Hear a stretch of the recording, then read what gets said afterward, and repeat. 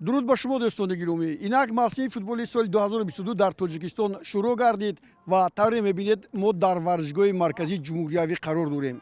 Дастаи Истиқлоли Душанбе дар ду бозии даври якум ва дуюм иштирок намекунад, маҳз ба хотири он ки ин даста ба Арабистони Саудӣ ба бозиҳои Лигаи Чемпионҳои Осиё меравад.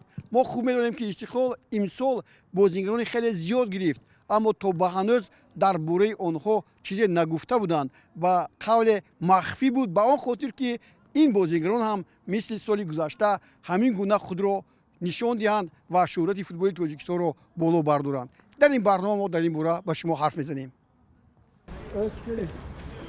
Истиқлоли Душанбе нисбат ба солҳои пешин имсол ҳайати худро то 70% иваз кард. аз даста рафтани беҳтарин футболбозонаш мухлисони дастаро дар ташвиш гузоштанд. набудани Алишер Ҷалилов беҳтарин футболбози мавсими соли гузаштаи кишвар, беҳтарин муҳофизатгар чун Алексей Ларин, Андрей Мишенко, Зуир Ҷурабоев, Ваҳдат Ҳанонов бо Манучер Сафаров ба бозии даста таъсир хоҳад гузошт. Истиқлол давраи омодагиро ба мавсими футболи соли 2022 хеле барвақт оғоз кард ва барои ҳайати худро мустаҳкам кардан ҳама имконотро истифода бурд. Ну, спасибо за поздравления. Да, действительно, чемпионат Таджикистана стартует вот на днях 2-3 апреля, с чем я всех болельщиков поздравляю. То, что касается нашей команды, да, очень много футболистов ушло у нас. Вот, взяли мы новых легионеров, взяли пару футболистов из команды ЦСКА, вот, и взяли как бы молодежь, которая с нами тренируется. То же самое вот мы делаем ротацию, когда сейчас сборники уезжали, молодежь с нами тренировалась. То есть как бы клуб работает, клуб живет в штатном режиме, готовимся к Лиге чемпионов. Ну, мы всегда готовы играть в Лиге чемпионов, потому что это большой праздник не только для футболистов, для клуба, также и для болельщиков. Вот, поэтому мы постараемся показать достойный футбол, достойный результат и решить те задачи, которые перед нами ставятся и ставит клуб. А вы не сожалеете, что Ларин ушел, Мишенко, другие футболисты, Алишер Джалилов, капитан команды? Ну, естественно, когда уходит лидер из команды, это все сказывается, поэтому их очень тяжело заменить, тем более у нас Алишер Джалилов, он местный футболист таджикский и был лидером и капитаном на поле, поэтому, естественно, тяжело будет заменить. Но футбол такая игра и такая штука, что футболисты все время уходят в лучшие какие-то клубы, уходят на лучшие условия, поэтому здесь надо воспринимать это все с достоинством, с пониманием, вот, и готовиться, набирать новых футболистов, готовить их к новым задачам и, естественно, к тем моментам, которые будут в Лиге чемпионов. бозигарони зиёде аз хориҷу дохили кишвар барои пазируфта шудан ба ҳайати дастаи Истиқлол омаданду худро нишон доданд ва қисме аз имтиҳон гузаштанду дигарон ба дигар клубу кишварҳояшон баргаштанд. омодагии худро мисли солҳои пешин Истиқлол дар Тоҷикистону кишвари Туркия барпо намуд ва ба мавсими нав омода гардид. аз нуқтаи назари сармураббии даста Виталий Левченко ҳама бозигарон омодаанд ки барои ҷоми Лигаи Чемпионҳои Осиё бо сари баланд муборизаи худро дар рӯбарӯи дастаҳои машҳури Осиё нишон диҳанд. чуне ки ба назар мерасад миёни дарвозабонҳо Рустам Ятимов ва Муҳиддин Ҳасанов аз шинохтатарин ҳастанд ва яқинан ин ду дарвозабон якдигарро иваз хоҳанд кард. Олим Ҷураев таҷриба меандозад ва ба қатори онҳо ҳамроҳ хоҳад шуд. Виталий Левченко таваҷҷӯҳро бештар ба хати мудофиа равон карда бозигарони бештарро ба даста даъват кардаасту бо онҳо шартнома ба имзо расонидааст. ин бозигарон аз нигоҳи қаду баст аз дигарон фарқкунандаву устуворанд. то ин мавсим Истиқлол ин қадар бозигарони қадбаланди зиёдро дар ҳайат надошт. яке аз онҳо Владислав Касминин аз Беларус мебошад ки 1.96 см қад дорад. ӯ дар чемпионати Беларус дар ҳайати дастаҳои Нафтан, Полоск, Гранит, Витебск, Неман бозӣ карда соли 2017 ба чемпионати Ӯзбекистон омад ва дар ҳайати АГМК то соли 2018 бозӣ карда соли 2019 ба ҳайати Окшетпеси Қазоқистон гузашт. баъдан ба АГМК баргашту дар дастаҳои Ӯзбекӣ, Қизилқум ва Турон ҳунарнамоӣ намуд ва инак ба Тоҷикистон ба ҳайати Истиқлол пазируфта шуд. Владислав аслан зодаи Тоҷикистон аст ва дар ин ҷо давраи кӯдакиашро паси сар кардааст. Очень приятно. Я здесь, в своей стране, где родился.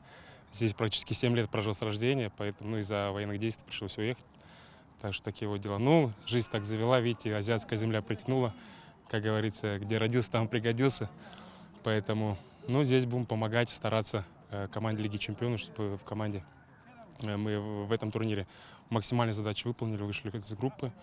Вот. Приятно, конечно, и хорошо встретили. Здесь доброжелательные люди, потому что я сам последние 5 лет играл в Узбекистане, знаю, что такое национальные люди, как они встречают, как они относятся к старшим, то есть почет и уважение здесь у вас на высоком уровне, здесь очень все супер, топ. Ну, в принципе, как бы отношения хорошие. Ну, будем стараться, вот приехали помогать, и надеюсь, дай Бог, и задачи выполним, которые перед нами поставлены. Но главное работать, свои все выполнять требования, что нам предоставляет тренер, и все, и дай Бог, Бог нам поможет. Все. Как настроение, ребята? Как вас встретили в Истиклоле?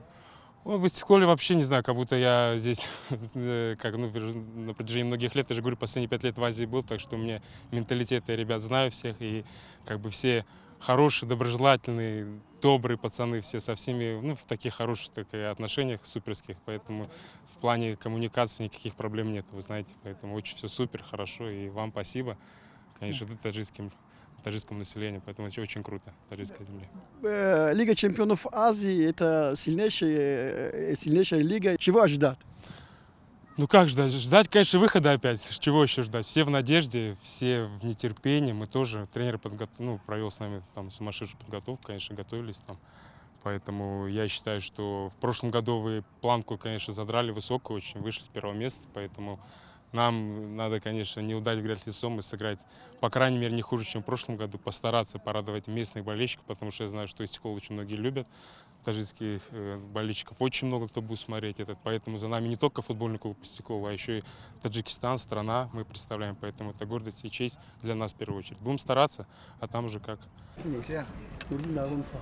дар хати муҳофизат пайдо шудани футболбози бо таҷриба Никита Чичерин аз Россия таконбахши умеду орзуҳои Истиқлол ва роҳбарони ӯ мебошад. Никита дастпарвари клуби футболи Динамои Москав буда дар рази дастаҳои зиёде бозӣ кардааст.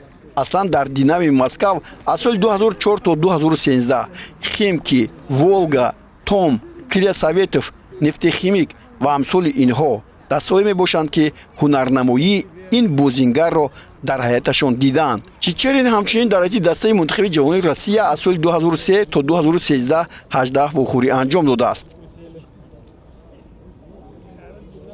Приняли очень хорошо, очень доброжелательно все. Прям с первых дней, когда я приехал, познакомился с ребятами, с тренерским штабом, с административом. Все очень доброжелательно, все открыто общаются, помогают в каких-то бытовых вопросах. То есть с этим проблем вообще нет. Ребят некоторых знал по выступлениям в России, то есть ребята, которые в русских школах футбольных воспитывались, там Искандар, Манучер. Да и так быстро освоился, в принципе, у меня с этим проблем нет. Лига чемпионов ожидает Истиклола. Как вы думаете, как мы можем играть с какими грандами? Аль-Хилол, там, Ар-Район и Аш-Шарджа? Я думаю, что можно руководствоваться такой прописной истиной, что играют не имена, а футболисты.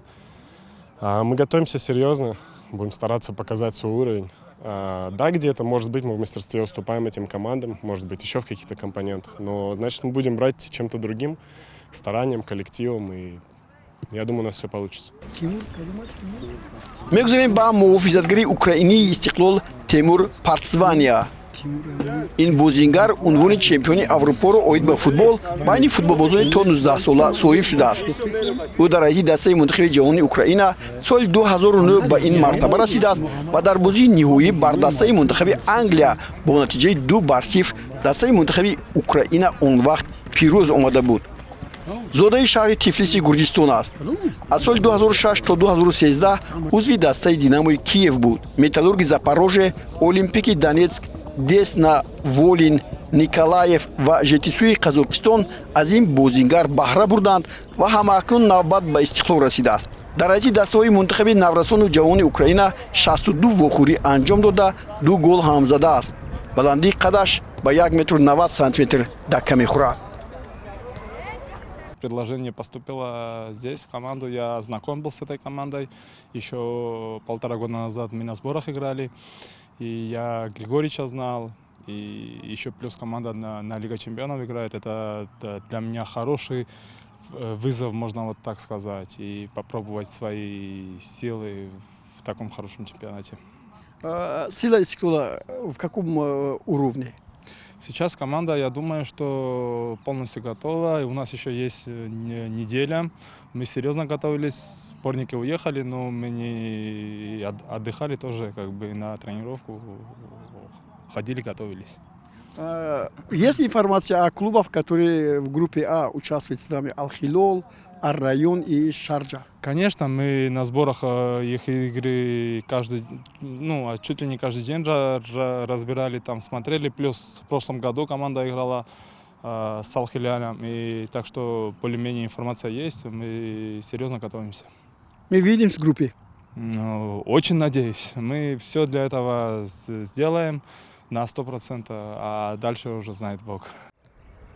дар қатори муҳофизатгарони хориҷ аз кишвар Истиқлол ба даста Саёди Ковусшоро аз клуби марказии варзиши Артиш даъват кард ва шартнома баст. ба қавли сармураббии клуби марказии варзиши Артиш Амин Субҳонӣ, Саёд аз беҳтарин муҳофизатгарони Тоҷикистон аст ва клуби марказии варзиш ҳеҷ гоҳ ӯро ба ягон дастае нахоҳад дод. Аммо Саёд Истиқлолро пазируфт. ӯ соли гузашта дар ҳайати сарбозон 25 вохӯрӣ анҷом доду 1 гол зад ва 1 маротиба бозингари беҳтарини вохӯрӣ эълон гардид. дар маҷмӯъ беш аз 2000 дақиқа дар майдон буд. дар ин баробар Алиҷон Кароматуллозода ҳам аз клуби марказии варзиш ба ин даста интиқол ёфт. дурбинии Истиқлол дар он аст ки баъди Лигаи Чемпионои Осиё ин бозингаронро дар чебади кишвар обутоб ва сайқал хоҳад дод.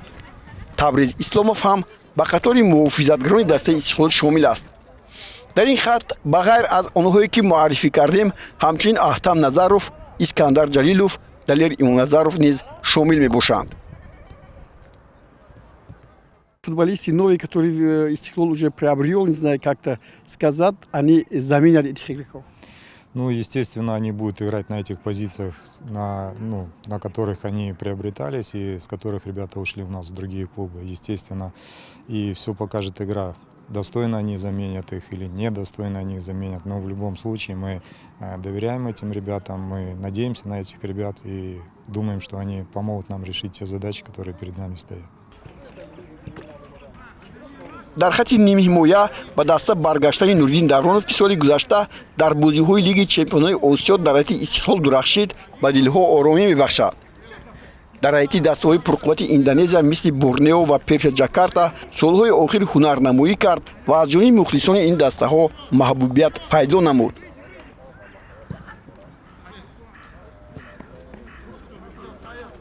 соли гузашта тавр Истиқлол бозӣ кард, имсол бо шумо дастаҳо чунин бозӣ намекунанд. медонам ки Истиқлол ин дастае аст ки дар гурӯҳи А аз зимаи аввал баромудааст ва имсол боз дар гурӯҳи А аст, боз бо ҳамон Аль-Ҳилол аст. бале боз ҳам бо Аль-Ҳилол аст.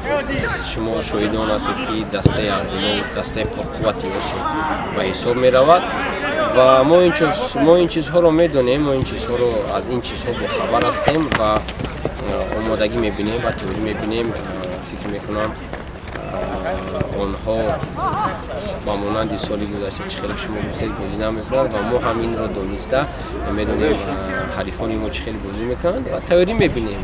бале шумо дуруст қайд кардед ки ба монанди соли гузашта ба мо чӣ хеле осонтар намешавад, барои ин ки онҳо моро дар назар намегирифтанд. ано ин сол бошад, фикр мекунам ки хусусан дастаи Аль-Ҳилол на он қадар ҷоми қаҳрамониро интизор аст, онҳо Истиқлолро интизор ҳастанд, барои он ки ягона бохти аламовар ба Истиқлол мо расонем 4-1 ва чӣ хел гӯям, мо ҳам интизор ҳастем.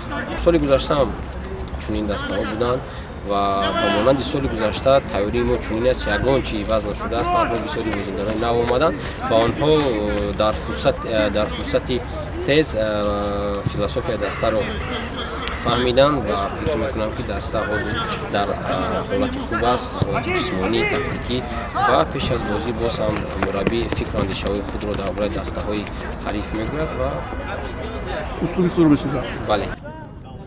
ба қатори ними ҳимоятгарон як тағйироти дигар ҳам ба назар расид. Муҳаммад Исоев аз Ӯзбекистон ба Истиқлол гузашт. охирин дастае ки Муҳаммад бозӣ кардааст, ин Металлурги Бекободи Ӯзбекистон мебошад. дар Андиҷон, АГМК ва Динаmoи Ӯзбекистон низ ҳунарнамоӣ кардааст. арзишаш дар бозори ҷаҳонии футбол аз 150 то 250 ҳазор евро дакка мехӯрад. дигар бозигароне ки дар хати нимҳимоя бозӣ мекунанд ҳамон бозигарони худии Истиқлоланд. инҳо Шаҳром Сулаймонов, Муҳаммадҷон Раҳимов, Шервонӣ Мабадшоев ва Ислом Зоиров мебошанд.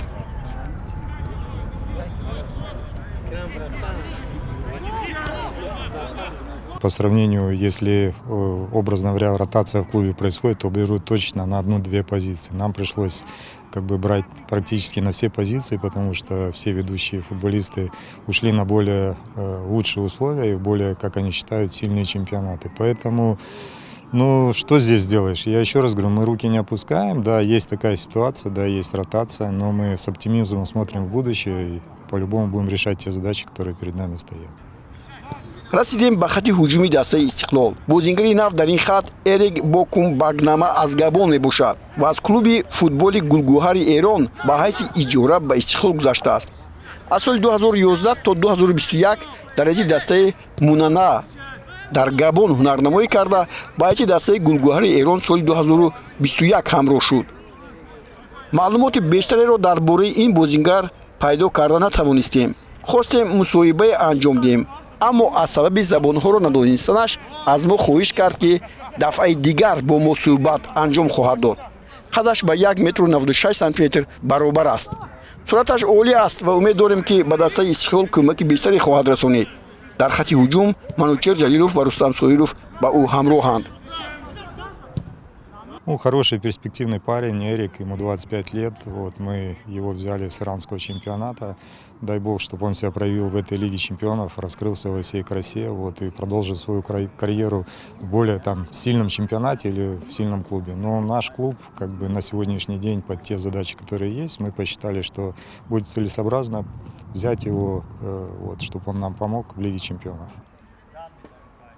истиқлоли душанбе аллакай дар шаҳри Ар-Риёзи Арабистони Саудӣ қарор дорад ва вохӯрии нахустини худро бо тими Ар-Райёни Қатар рӯзи 8 апрел баргузор мекунад. дар гурӯҳи А тавре угоҳ шудед, Истиқлол бозии дуввуми худро бо Аш-Шарҷаи Иморот 11 март ва бо чемпиони феълии Лиги Чемпионҳои Осиё Ал-Ҳилол 15 апрел дар бозиҳои рафт баргузор менамояд. Не пессимисты, мы оптимисты, поэтому мы надеемся на это, что ребята проявят все свои лучшие качества и покажут свою самую лучшую игру свою. Мы на это надеемся. Чего ожидаете от Лиги Чемпионов в группе А? Естественно, победа Истиқлола. И выход из группы, и это естественно. Поэтому мы всегда ставим самые высокие и амбициозные цели, и идем к этим целям и попытаемся их достичь.